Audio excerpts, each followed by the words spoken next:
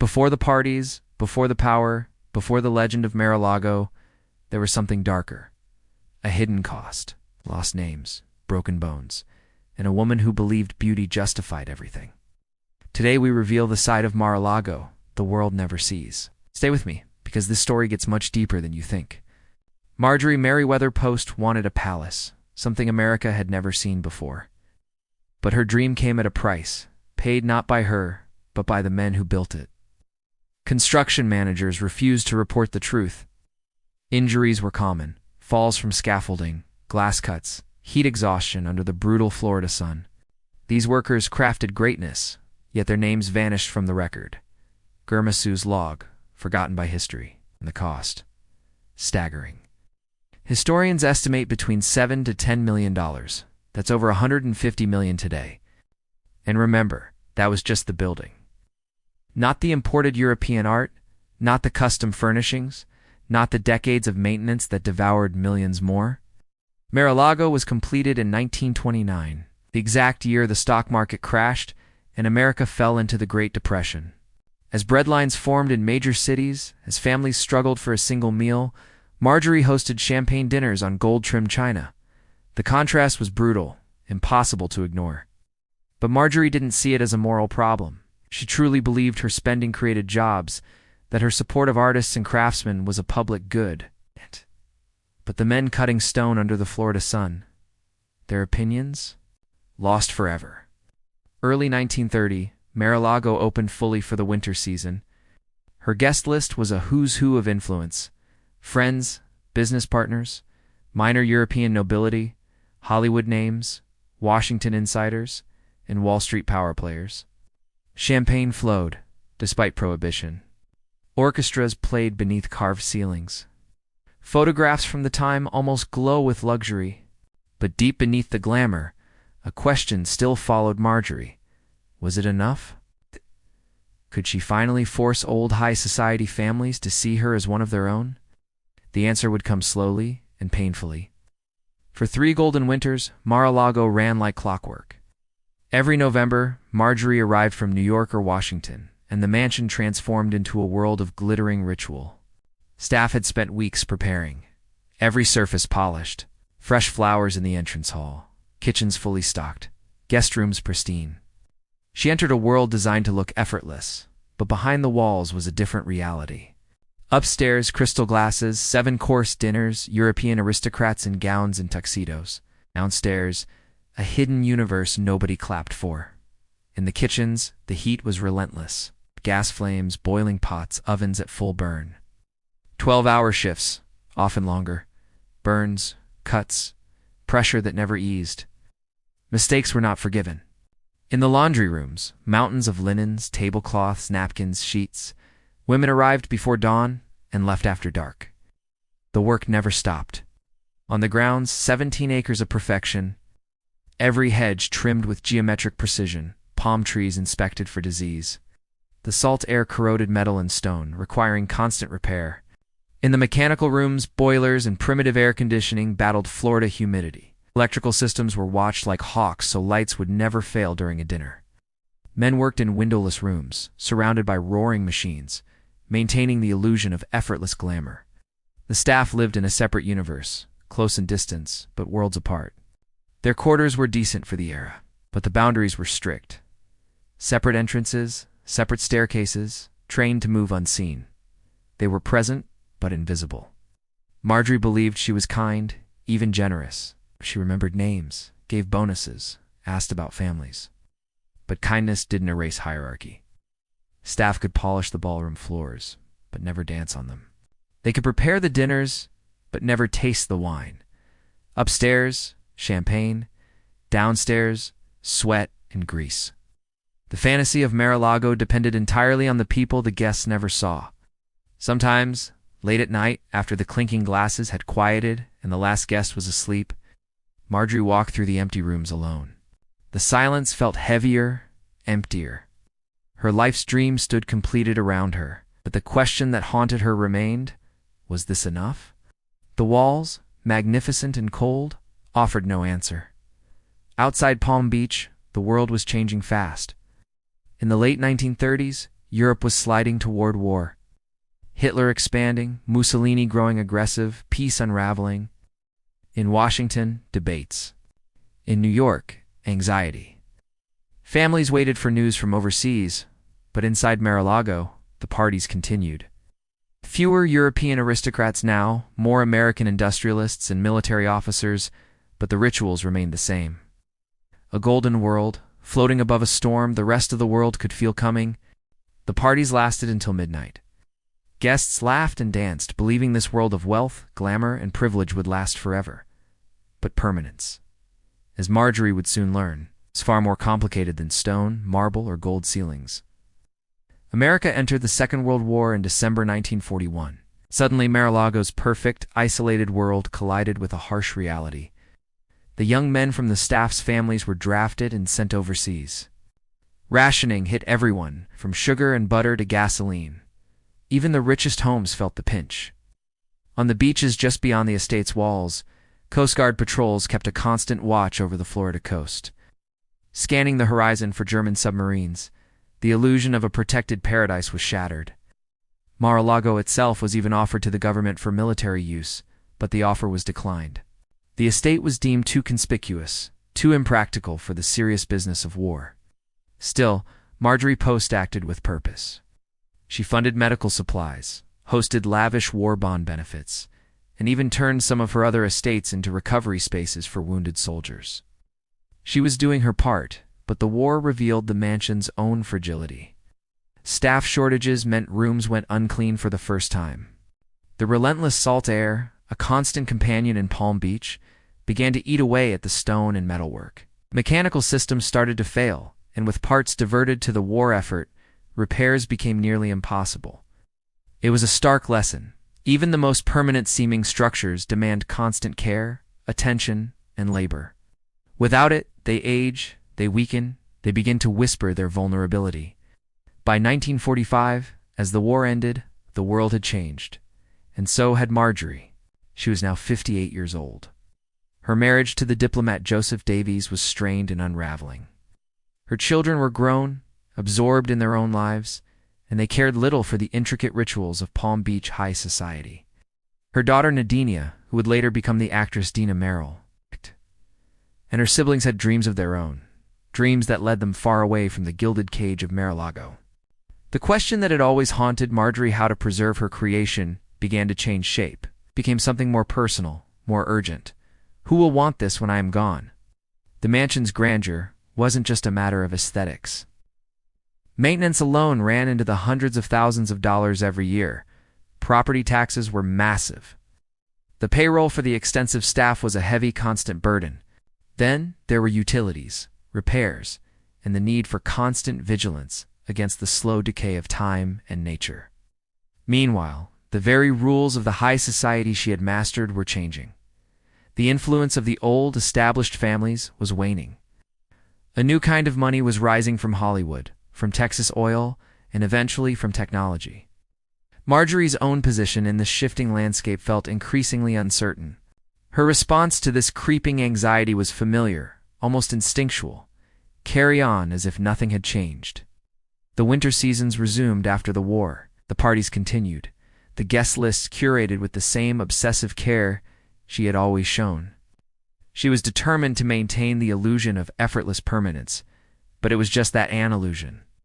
And the cracks were beginning to show. Mar-a-Lago, she knew, would outlast her. The stone and marble were built for centuries. But its future, its soul, was deeply uncertain. Would anyone preserve her vision? Or would the world she so carefully constructed simply fade away with her? By 1973, Marjorie was 86 years old. Her health was failing, and her once vast fortune was declining, eroded by decades of astonishing expenditure. She knew she had to make a final decision about Mar-a-Lago, and so she decided to give it away to the U.S. government. Her vision was grand and specific. It would become a winter White House, a formal retreat for American presidents and visiting dignitaries. The terms of the gift were strict. All the furnishings, the priceless art, the entire collection she had spent a lifetime assembling, it had to remain intact. She wasn't just offering a house. She was offering an entire staged universe, a ready-made world for America's leaders to step into. It was, she believed, the ultimate act of preservation, a way to ensure her legacy would endure forever. The government, intrigued but cautious, sent the National Park Service to evaluate the magnificent gift. Their inspectors walked the sprawling property, notebooks in hand, assessing every detail. The verdict came back quickly. The mansion was, without a doubt, beautiful, historic, and an impressive example of 1920s design. But there was a problem. It was spectacularly impractical as a federal facility. The challenges were overwhelming. First, the cost. The government estimated that basic annual maintenance would be between $1 and $2 million, colossal sum in 1970s money. Then there was security. Property had multiple access points, a long, porous perimeter, and a location that was inherently vulnerable. The island of Palm Beach itself presented a logistical nightmare for the Secret Service. With only a few bridges connecting it to the mainland and distant airports, securing a presidential visit would be a monumental task. And then there were the neighbors, the wealthy private residents of Palm Beach, who were deeply wary of the constant federal presence. The noise and the security cordons that would disrupt their exclusive enclave. The dream of a presidential retreat clashed hard with reality. The mansion was magnificent, yes, but it was also expensive, exposed, and fundamentally impractical for the purpose Marjorie had intended. Marjorie had poured a lifetime of vision, passion, and immense wealth into Mar-a-Lago. It was more than a home. It was a symbol of her status, her influence, and her quest for permanence. But the very thing she built to defy time also demanded constant labor, money, and care to survive. Now, its future was dependent on forces she could no longer control. Her children were uninterested. The government was unprepared for the burden. The high society that had been its entire reason for being was shifting beneath her feet. It was a painful realization. Magnificence alone does not guarantee survival. A palace is only as permanent as the world that surrounds it, and Mar-a-Lago's world was changing faster than anyone could have imagined. Marjorie Merriweather Post passed away on September 12, 1973. Her lawyers executed her will, and the estate officially entered the government's review process. For years, the future of Mar-a-Lago. On the coast of Florida stands a palace that seems lifted from a fairy tale, built of gold, marble, and ambition. This is the story of Mar-a-Lago, a grand 1920s Estada vision of wealth, power, and social aspiration, completed at a time when the world around it was struggling. It was born from the dreams of Marjorie Merriweather Post, heiress to a serial fortune, who sought not only luxury, but acceptance into the upper echelons of American society. For her, the mansion was more than a home, it was a statement. A world built from marble, stone, and gold leaf to show that she belonged. Construction began in 1925, and the cost was staggering. Estimates place it between $7 and $10 million, which would be over $150 million today. Hundreds of laborers, many of them black and Hispanic men, worked in punishing conditions under the brutal Florida sun. Falls, burns, and exhaustion were common. Their names, for the most part, had been lost to history, but their work endures. European craftsmen were brought in for the intricate stonework, the carved ceilings, and the hand-painted tiles. Every single detail reflected Marjorie's desire for grandeur. The finished mansion stretched across 17 acres, with 75 rooms and 33 bathrooms. It had gold leaf ceilings and floors made of imported Italian marble, but beneath the surface, a hidden city of kitchens, laundries, and mechanical rooms kept this fantasy alive. By 1929, the estate was complete just as the stock market crashed and the Great Depression began. While the rest of the country struggled with poverty and uncertainty, Marjorie's staff prepared elaborate dinners served on gold-trimmed china.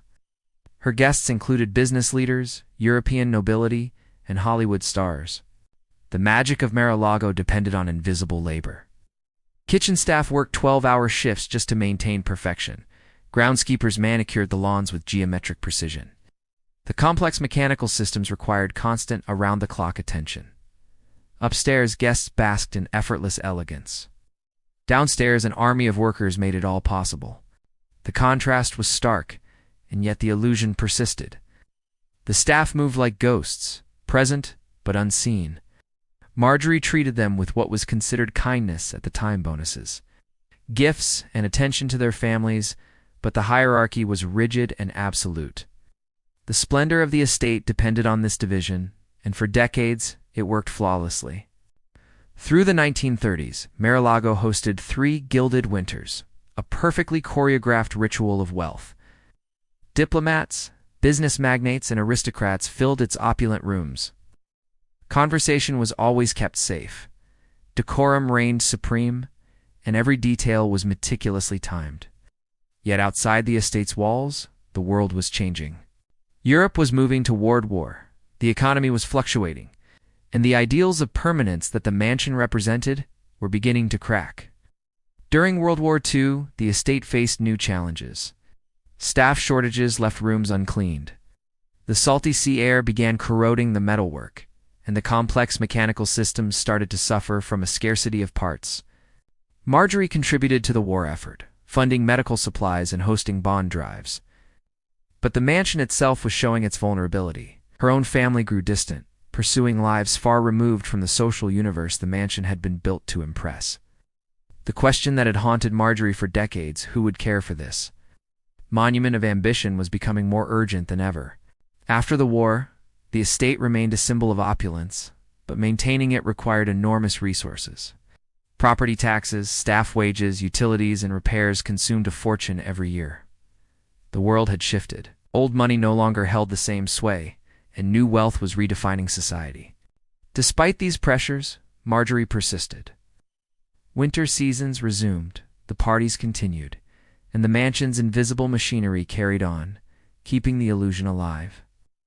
By the 1970s, Marjorie faced a question that no amount of wealth could answer. What becomes of a place like this when its creator is gone? Magnificent as it was, the mansion demanded care, attention, and resources beyond what even her own heirs were willing to provide. So she offered it to the United States government, hoping it might serve as a presidential retreat or a national cultural landmark. But this is where practicality clashed head-on with beauty. The Park Service concluded, regretfully but firmly, that accepting the gift would be financially reckless. Mar-a-Lago was too expensive, too impractical, and too difficult to secure and maintain. Their recommendation was to decline. In 1981, after years of legal maneuvering and debate, the government formally returned Mar-a-Lago to Marjorie's estate. The dream of a winter White House ended before it could truly begin. The rejection must have stung, even after death. Marjorie had spent her life building something that would command respect, something that no one could easily ignore or dismiss. In that sense, she had succeeded. But she had not succeeded in making anyone actually want it. The problem Mar-a-Lago faced was the same problem that had shadowed Marjorie herself: excess. The house was simply too much. It was too large, too costly, too demanding, and too tied to one woman's very specific idea of grandeur. What worked as a personal statement of wealth turned into a burden the moment someone else was asked to take responsibility for it. The estate executives found themselves staring at an uncomfortable question. If the United States government didn't want this property, who would? Through much of the early 1980s, the mansion sat mostly empty. Skeleton staff kept the basic systems running, but entire wings of the house were closed off. Dust gathered on surfaces that had once gleamed under candlelight. The gardens, without constant attention, slipped back toward wildness. And the salt water from the Atlantic kept up its slow, patient work of corrosion. Today, the estate remains a testament to ambition, wealth, and the invisible labor that sustained it all. It tells a story not just of a single woman, but of an entire era of opulence amid struggle, of dreams built in stone and gold. The estate, completed in 1929, stands as a testament to ambition and artistry. Its construction demanded extraordinary labor, ingenuity, and a willingness to endure hardship. Hundreds of workers, stonemasons, carpenters, and craftsmen labored under punishing conditions. Injuries were common. Their names, for the most part, have been lost to history. But their work endures in every carved ceiling, tiled floor, and gilded ornament. The mansion was a marvel of its time. Marble was imported from Italy. Stone was cut and set with absolute precision. Gold leaf was applied to ceilings, and intricate murals were painted by hand. European artisans were brought in to achieve the perfection that its owner Marjorie envisioned. The mansion was more than just a home, it was a stage designed to impress and inspire, to assert social status in a society still deeply divided by old and new wealth. Beneath the grand ballrooms and opulent dining rooms, a hidden world operated in perfect unison. The kitchens ran like clockwork, teams of chefs and assistants preparing elaborate meals for dozens, sometimes hundreds of guests.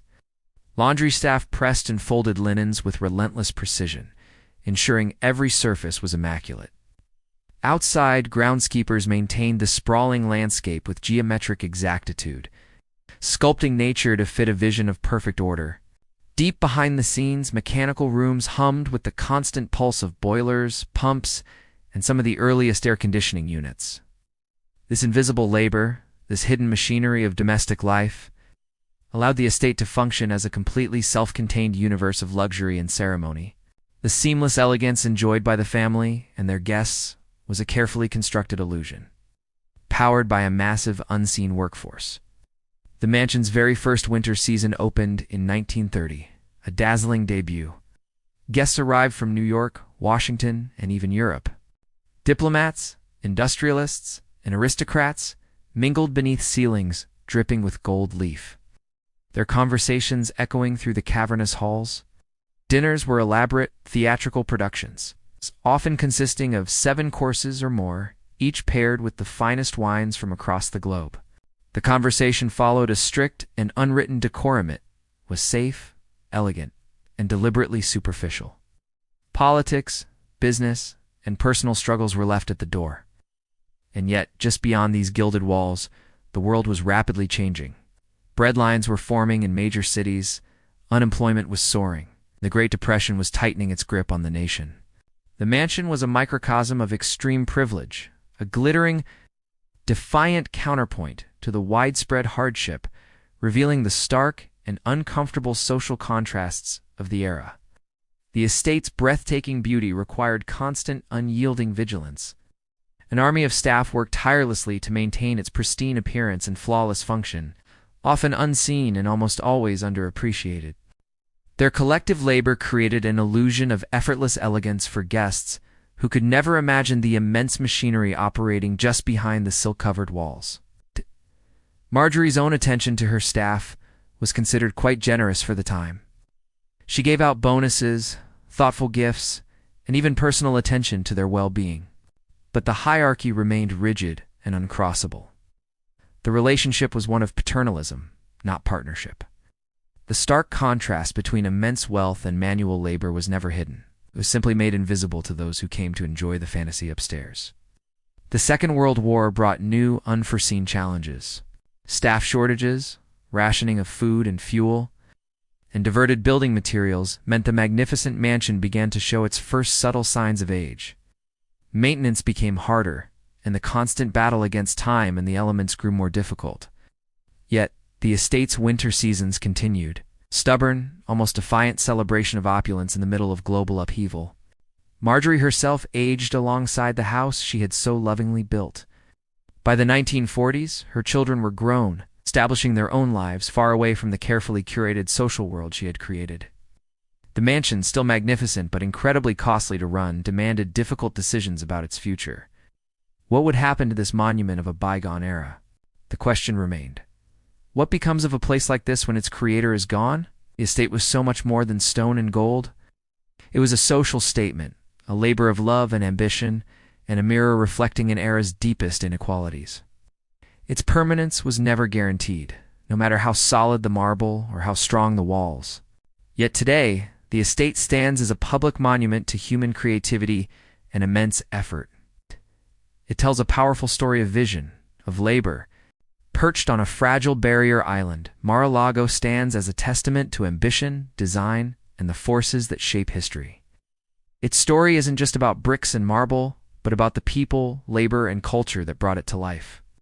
Every building tells a story, and Mar-a-Lago reflects architectural ambition, cultural aspiration, and societal values. Understanding it requires attention to both the craftsmanship and the hands that shaped it.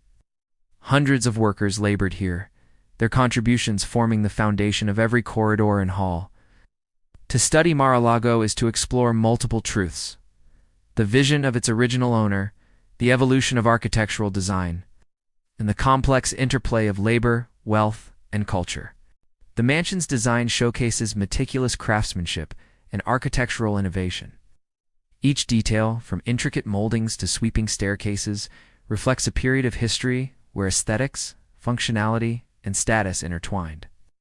Historically, Mar-a-Lago is part of a tradition of American estates that emerged in the early 20th century. Constructed during a time of economic growth and social transformation, it embodies both the aspirations and the inequalities of its era.